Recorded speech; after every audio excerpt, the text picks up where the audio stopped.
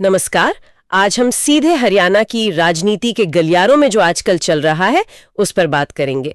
कुछ रिपोर्ट्स और अंदरूनी चर्चाएं ऐसी सामने आ रही हैं जो इशारा कर रही हैं कि राज्य में शायद एक बड़ा राजनीतिक फेरबदल हो सकता है और शायद जल्दी ही। बिल्कुल। और ये इसलिए भी ध्यान खींच रहा है क्योंकि अभी ज़्यादा समय नहीं हुआ है। इसी साल मार्च 2024 की ही तो बात है जब हमने देखा था कि कैसे नायब सिंह सैनी को मुख्यमंत्री बनाया गया था। हाँ, तब तो ये लग रहा था कि मनोहर लाल खट्टर जी अब नेशनल पॉलिटिक्स में जाएंगे। जी बिल्कुल। तब ये माना जा रहा था कि वो राष्ट्रीय राजनीति में कोई बड़ी भूमिका निभाएंगे। शायद भाजपा के राष्ट्रीय अध्यक्ष पद तक की बातें भी हवा में थी। सही कहा, पर उन उम्मीदों के बिल्कुल उलट अब जो खबरें छनकर आ रही हैं वो तो जैसे एक अलग ही कहानी कह रही हैं। हाँ। तो आज हमारी चर्चा का जो सेंट्रल पॉइंट है वो यही है, क्या मनोहर लाल खट्टर हरियाणा के मुख्यमंत्री के तौर पर वापसी कर रहे हैं? इन अटकलों के पीछे क्या कुछ ठोस संकेत हैं? या ये सब महज हवाई बातें हैं या फिर इसके पीछे कोई गहरी रणनीति काम कर रही है? एग्जैक्टली। हमारा मकसद आज इन्हीं रिपोर्ट्स, संकेतों और जो भी राजनीतिक चर्चाएं चल रही हैं उनका थोड़ा गहराई से विश्लेषण करना है। हाँ, समझने की कोशिश करेंगे कि इन डेवलपमेंट्स के असल मायने क्या हो सकते हैं। जी, और हरियाणा की राजनीति आने वाले दिनों में क्या मोड़ ले सकती है। ये पूरी बातचीत जो जानकारी सामने आई है और जो राजनीतिक सूत्रों से खबरें मिल रही हैं उसी पर आधारित होगी। तो चलिए शुरू करते हैं इस कथित प्लान बी से। कुछ लोग इसे हरियाणा वापसी मिशन भी कह रहे हैं। ये बात उठ क्यों रही है कि खट्टर जी वापस आना चाहते हैं? क्या ये जो राष्ट्रीय अध्यक्ष पद या किसी और बड़ी राष्ट्रीय भूमिका में जो कथित देरी हो रही है, क्या वही इसकी वजह है?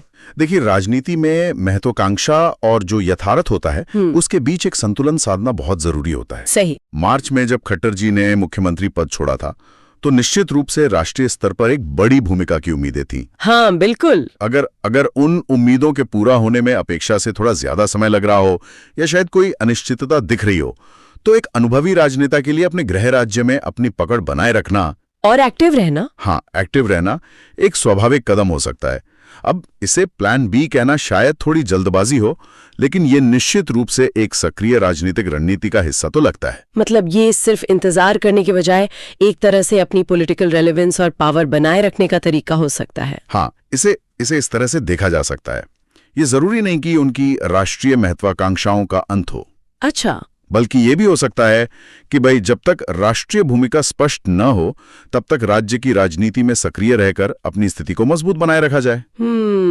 राजनीति में देखिए, शक्ति शून्य को बर्दाश्त नहीं करती। खाली बैठने से तो बेहतर है सक्रिय रहना, खासकर जब आपका राज्य में एक मजबूत आधार हो। हाँ, वो तो है। तो ये एक सोची समझी रणनीति भी हो सकती है और परिस्थितियों के अनुसार उठाया गया एक कदम भी हो सकता है। और इसी वापसी की चर्चा के साथ जो एक और पहलू जुड़ रहा है वो है सत्ता के संभावित नए समीकरण का। जी। कहा जा रहा है कि अगर खट्टर मुख्यमंत्री बनकर लौटते हैं तो जो मौजूदा मुख्यमंत्री है नायब सिंह सैनी, उन्हें उप मुख्यमंत्री बनाया जा सकता है। बल्कि बात यहाँ तक जा रही है कि हरियाणा में 3 डिप्टी सीएम फॉर्मूला लागू हो सकता है। ये कितना प्रैक्टिकल लगता है? ये 3 डिप्टी सीएम फॉर्मूला सुनने में शायद थोड़ा असामान्य लगे, लेकिन भारतीय राजनीति में खासकर राज्यों में ऐसे प्रयोग हमने देखे हैं। हाँ, हुए तो है। इसके पीछे का जो तर्क होता है वो अक्सर जातीय और क्षेत्रीय समीकरणों को साधना होता है। अच्छा। हरियाणा जैसे राज्य में जहां विभिन्न समुदायों का राजनीतिक प्रतिनिधित्व बहुत महत्वपूर्ण माना जाता है, 3 उप मुख्यमंत्री बनाने का मतलब ये हो सकता है कि पार्टी अलग अलग प्रमुख जातियों या क्षेत्रों को सत्ता में सीधी हिस्सेदारी दे रही है। तो इसका मकसद सिर्फ सत्ता का बंटवारा नहीं है, बल्कि एक तरह से सोशल इंजीनियरिंग करके चुनावी लाभ लेना भी हो सकता है। निश्चित रूप से ये एक राजनीतिक संतुलन साधने की कवायद हो सकती है। पहला तो ये कि ये विभिन्न गुटों को संतुष्ट करने का तरीका हो सकता है जिससे पार्टी के अंदर असंतोष कम हो। ठीक है। दूसरा, ये विभिन्न समुदायों को ये संदेश देने का प्रयास हो सकता है कि भाई पार्टी उनकी आकांक्षाओं का ध्यान रख रही है। अच्छा। और तीसरा, ये एक सामूहिक नेतृत्व का मॉडल पेश करने की कोशिश भी हो सकती है। हालांकि इसके अपने चैलेंज भी हैं। हाँ, वो तो होंगे। जैसे कि क्या इससे निर्णय लेने की प्रक्रिया धीमी होगी या सत्ता के कई केंद्र बन जाएंगे। लेकिन राजनीतिक जरूरतें अक्सर ऐसे फॉर्मूलों को जन्म देती हैं। सत्ता संतुलन और अंदरूनी तैयारियों की बात चल रही है तो एक नाम और एक घटना इस पूरी कहानी में बहुत अहम मानी जा रही है। कौन सी? वो है राजेश खुल्लर का मामला। खुल्लर जो मुख्यमंत्री के प्रिंसिपल सेक्रेटरी या ओएसडी रहे हैं। हाँ, ओएसडी थे। उनके बारे में कहा जा रहा था कि उन्हें दिल्ली का उपराज्यपाल बनाया जा सकता है, लेकिन फिर अचानक उन्हें हरियाणा में ही रोक लिया गया। इसे खट्टर की वापसी के बड़े खेल का हिस्सा क्यों माना जा रहा है? राजेश खुल्लर का मामला वाकई दिलचस्प है और इसे कई राजनीतिक विश्लेषक एक बड़े संकेत के तौर पर देख रहे हैं। पहले ये समझना जरूरी है कि खुल्लर साहब सिर्फ एक वरिष्ठ अधिकारी नहीं है, उन्हें मनोहर लाल खट्टर का बेहद करीबी और भरोसेमंद माना जाता है। हाँ, ये बात तो है। उनका मुख्यमंत्री कार्यालय में होना, खासकर प्रिंसिपल सेक्रेटरी जैसे पद पर, प्रशासनिक और राजनीतिक दोनों लिहाज से बहुत अहम होता है। ओएसडी या प्रिंसिपल सेक्रेटरी, आप समझिए मुख्यमंत्री के आंख कान की तरह काम करते हैं। बिल्कुल। और नीतियों की क्रियान्वयन में उनकी बड़ी भूमिका होती है। तो उन्हें दिल्ली जाने से रोकना, ये कैसे खट्टर जी की वापसी से जुड़ता है?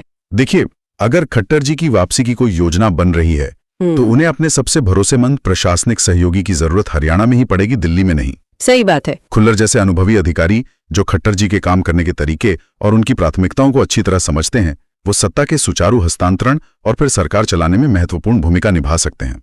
अच्छा। अगर उन्हें दिल्ली भेजने की तैयारी लगभग पूरी हो चुकी थी और फिर अचानक उन्हें रोका गया, तो इसका सीधा मतलब निकाला जा रहा है कि शायद हरियाणा में उनकी जरूरत ज्यादा महसूस की गई।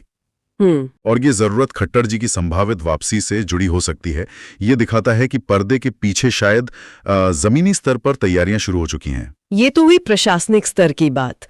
अब राजनीतिक स्तर पर देखें तो खट्टर जी की ताकत का एक और बड़ा फैक्टर माना जाता है प्रधानमंत्री नरेंद्र मोदी के साथ उनकी कथित नजदीकी और केमिस्ट्री। जी, कहा जाता है कि उनके बीच इतने मजबूत व्यक्तिगत संबंध हैं कि गृह मंत्री अमित शाह भी कथित तौर पर उनके मामलों में ज्यादा दखल नहीं देते। ये सीधी पहुंच वाली बात कितनी मायने रखती है दिल्ली में? देखिए, दिल्ली की सत्ता के गलियारों में, खासकर मौजूदा राजनीतिक परिदृश्य में, प्रधानमंत्री तक सीधी पहुंच होना किसी भी मुख्यमंत्री या वरिष्ठ नेता के लिए बहुत बड़ा एडवांटेज होता है। हाँ, ये तो है। इसका मतलब होता है कि आप अपनी बात सीधे शीर्ष नेतृत्व तक पहुंचा सकते हैं, आपको बीच की कई परतों से नहीं गुजरना पड़ता। तो ये रिपोर्ट सही है कि खट्टर जी के प्रधानमंत्री के साथ ऐसे व्यक्तिगत समीकरण हैं, तो ये उनकी राजनीतिक स्थिति को असाधारण रूप से मजबूत बनाता है। इसका प्रैक्टिकल असर क्या होता है? मतलब क्या इससे फैसले लेने में आसानी होती है या राज्य को ज्यादा तवज्जो मिलती है? दोनों बातें हो सकती हैं। सीधी पहुंच का मतलब है कि राज्य से जुड़े महत्वपूर्ण मुद्दों पर, चाहे वो नीतिगत हों, राजनीतिक हों या प्रशासनिक, मुख्यमंत्री सीधे प्रधानमंत्री से चर्चा कर सकते हैं। अच्छा। इससे फैसलों में तेजी आ सकती है, राज्य की मांगों को ज्यादा गंभीरता से सुना जा सकता है और कई बार पार्टी के अंदरूनी समीकरणों में भी इसका लाभ मिलता है। ये धारणा कि नेता की प्रधानमंत्री तक सीधी पहुंच है, राज्य में भी उसकी राजनीतिक हैसियत को बढ़ाती है। और अगर ये कहा जा रहा है कि अमित शाह भी दखल नहीं देते, हाँ, तो ये इस सीधी पहुंच की ताकत को और रेखांकित करता है। हालांकि ये बातें सत्यापित करना मुश्किल होता है, पर चर्चा तो यही है। उदाहरण भी रिपोर्ट्स में बताया जा रहा है जो काफी चर्चा में रहा था। अच्छा, कौन सा? वो किस्सा जब भाजपा के राष्ट्रीय अध्यक्ष जेपी नड्डा कथित तौर पर हरियाणा से राज्यसभा जाना चाहते थे। हाँ, सुना था इसके बारे में। लेकिन कहा जाता है कि खट्टर जी ने अपनी पसंद के उम्मीदवार सुभाष बराला को राज्यसभा भेज दिया और नड्डा जी को आखिर में गुजरात से जाना पड़ा। इसे खट्टर का पॉलिटिकल पावर शो कहा गया। ये घटना क्या दर्शाती है? अगर ये घटना वाकई इसी तरह हुई है जैसा कि रिपोर्ट्स बताती हैं, तो ये मनोहर लाल खट्टर के राजनीतिक कौशल और हरियाणा भाजपा पर उनकी पकड़ का एक बहुत बड़ा उदाहरण है। सोचिए, मुख्यमंत्री पद पर ना रहते हुए भी अगर वो राष्ट्रीय अध्यक्ष की इच्छा के विरुद्ध अपने उम्मीदवार को राज्यसभा भेजने में कामयाब हो जाते हैं, तो ये उनके गहरे नेटवर्क और प्रभाव को दिखाता है। ये तो बहुत बड़ी बात है, राष्ट्रीय अध्यक्ष के सामने अपनी चलाना। बिल्कुल।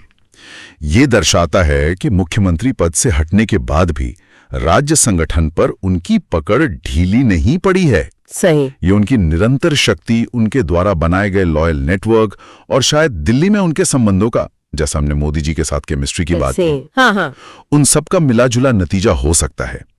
ये घटना ये भी संदेश देती है कि हरियाणा के मामलों में खट्टर अब भी एक निर्णायक फैक्टर हैं और उन्हें नजरअंदाज नहीं किया जा सकता। मतलब ये सिर्फ एक सीट का मामला नहीं था। नहीं, ये राजनीतिक दबदबे का प्रदर्शन है। तो ये सारे टुकड़े, राष्ट्रीय भूमिका में देरी की अटकलें, 3 डिप्टी सीएम का फॉर्मूला, राजेश खुल्लर का हरियाणा में रुकना, प्रधानमंत्री से सीधी पहुंच और वो नड्डा वाली घटना, इन सबको जोड़कर देखें तो तस्वीर क्या बनती है? जो सवाल हमने शुरू में उठाया था, क्या खट्टर वापस आ रहे हैं? सैनी का भविष्य क्या होगा?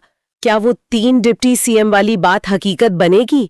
एक सूत्र तो यहां तक कह रहा है कि खट्टर की वापसी बस औपचारिक ऐलान भर दूर है। इसमें कितना दम लगता है? देखिए, जब हम इन सभी संकेतों को एक साथ रखते हैं तो एक पैटर्न सा उभरता हुआ दिखता है। हाँ। राजेश खुल्लर का रुकना एक मजबूत प्रशासनिक संकेत है। प्रधानमंत्री मोदी के साथ कथित करीबी और सीधी पहुंच एक शक्तिशाली राजनीतिक कवच प्रदान करती है। सही। और जेपी नड्डा वाली घटना उनके निरंतर प्रभाव और राजनीतिक इच्छा शक्ति को दर्शाती है। ये सारे बिंदु मिलकर मनोहर लाल खट्टर की मुख्यमंत्री के तौर पर संभावित वापसी की ओर एक मजबूत इशारा तो कर रहे हैं।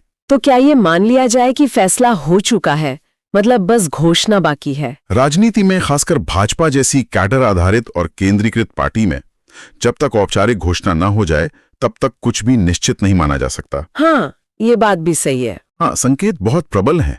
रिपोर्ट्स और अंदरूनी चर्चाएं इसी ओर इशारा कर रही हैं कि शायद जमीन तैयार की जा चुकी है। नायब सिंह सैनी की भूमिका क्या होगी?